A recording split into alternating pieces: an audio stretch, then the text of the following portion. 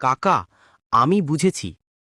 আমি সবসময় শুধু দ্রুত এগোবার চেষ্টা করেছি, কিন্তু এখন জানলাম সঠিক পথে না চললে গন্তব্যে পৌঁছানো যায় না।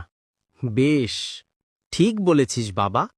যেমন পড়াশোনায় শুধু মুখস্থ পড়লে হবে না, বোঝার চেষ্টা করতে হবে।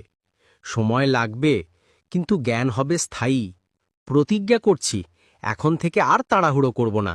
প্রতিদিন অল্প হলেও নিয়মিত পড়ব, খেলাধুলাতেও ধৈর্য ধরব। এটাই তো চাই। মনে রাখিস, নদী যেমন ধীরে ধীরে বয়ে চলতে চলতে সমুদ্রের সঙ্গে মিশে যায়, তেমনি ধৈর্যশীল মানুষও একদিন তার লক্ষ্য পূরণ করে। আজ আপনার কাছে বসে আমি অনেক বড় শিক্ষা পেলাম। যদি আপনি আমাকে না থামাতেন, আমি হয়তো ভুল পথে ছুটে যেতাম। সবসময় মনে রাখিস, তাড়াহুড়ো ভুল ডাকে, ধৈর্য সঠিক পথ দেখায়। ধন্যবাদ কাকা, আমি আজ থেকেই সেই পথেই হাঁটব।